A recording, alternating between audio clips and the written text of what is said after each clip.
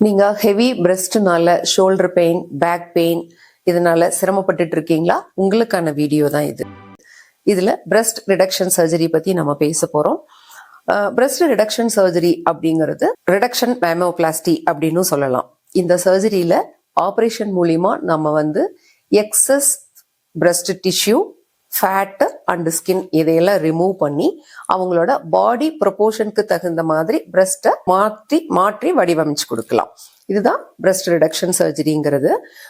இந்த சர்ஜரி யார் யாருக்கெல்லாம் பண்ணலாம் அப்படின்னு பார்த்தீங்கன்னா, ரொம்ப ஹெவி பிரஸ்டோட, ரொம்ப சிவியர் ஷோல்டர் பெயினோட இருப்பாங்க, அல்லது அவங்களால குனிஞ்சு நிமிர்ந்து வேலை செய்ய முடியாத அளவுக்கு சிரமப்படுவாங்க. அவங்களோட ஹெவி பிரஸ்ட்டை நம்ம பிரேசியர் போட்டு இழுத்து இழுத்து போடுறதுனால ஷோல்டர்ல எல்லாம் ஸ்ட்ராப் மார்க்ஸ் ஆகி ஸ்கார் ஆகிருக்கும். அந்த மாதிரி கண்டிஷன்ல நம்ம இந்த சர்ஜரி அவங்களுக்கு சஜஸ்ட் பண்ணலாம். கூடவே பார்த்தீங்கன்னா, ஹெவி பிரஸ்ட்னால பிரஸ்ட்டுக்கு அடியில ரொம்ப ஸ்கின் அலர்ஜிஸ்லாம் இச்சிங்கோட சிரமப்பட்டுட்டு இருப்பாங்க. இந்த மாதிரியான பேஷண்ட்ஸுக்கு நம்ம இந்த பிரஸ்ட் ரிடக்ஷன் சர்ஜரியை சஜஸ்ட் பண்ணலாம்.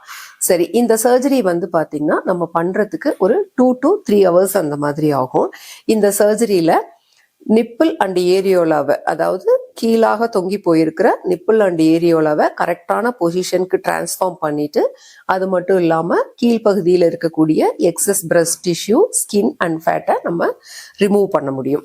இந்த சர்ஜரியில என்னென்ன ப்ராப்ளம்ஸ் வரலாம் அப்படின்னு பார்த்தீங்கன்னா, இதுல ஸ்கார் கண்டிப்பா வரும். ஸ்கார் லாலிபாப் ஸ்கார் மாதிரி இருக்கலாம், அல்லது இன்வெர்டர் டி ஷேப்டு ஸ்காராகவும் இருக்கலாம்.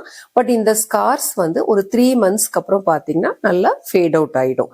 அதனால ஸ்கார் பத்தி ரொம்ப நம்ம ஒரி பண்ண தேவையில்லை. இன்னும் ஒரு சிலருக்கு பார்த்தீங்கன்னா கொஞ்சம் நிப்பிள் சென்சேஷன் பார்ஷியலா அஃபெக்ட் ஆன மாதிரி இருக்கும். பட் இன் ஃபியூச்சர் அந்த நிப்பிள் சென்சேஷன் ரெக்கவரி ஆகிறதுக்கு வாய்ப்பு இருக்கு.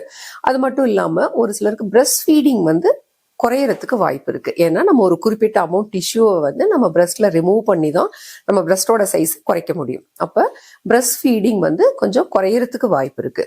பிரஸ்ட் ஃபீடிங் மெயின்டைன் ஆகும், பட் ஆனா அதனோட அமௌண்ட் குறையறதுக்கு வாய்ப்பு இருக்கு. இதெல்லாம் பிரஸ்ட் ரிடக்ஷன் சர்ஜரியோட ப்ராப்ளம்ஸ். இது ரெக்கவரி பீரியட் அப்படின்னு பார்த்தீங்கன்னா, நம்ம ஸ்பெஷல் பிரேசியர் ஒன்று போட வேண்டி இருக்கும் பேஷண்ட்ஸு. அந்த ஸ்வெல்லிங் எல்லாம் குறைஞ்சு நல்லா செட்டில் ஆகிறதுக்கு இந்த பிரேசியரை ஒரு 6 to 8 weeks போட வேண்டி இருக்கும். ஒரு 10 to 14 daysல அவங்க ஓரளவுக்கு ரொட்டீன் ஒர்க்கை ஸ்டார்ட் பண்ணிக்க முடியும். இப்போ யாராவது இந்த மாதிரி ஹெவி பிரஸ்ட்ல பிரஸ்ட் வச்சுட்டு shoulder pain, neck pain plus skin அலர்ஜிஸோட சிரமப்பட்டுட்டு இருக்கீங்க அப்படின்னா, நீங்க தாராளமாக ஒரு பிளாஸ்டிக் சர்ஜனை போய் கன்சல்ட் பண்ணி அவங்க கிட்ட இந்த சர்ஜரி டீட்டெயில்ஸ் கிளியரா கேட்டு தெரிஞ்சுட்டு அதுக்கப்புறமா இந்த சர்ஜரியை நீங்க தாராளமா பண்ணிக்கலாம்.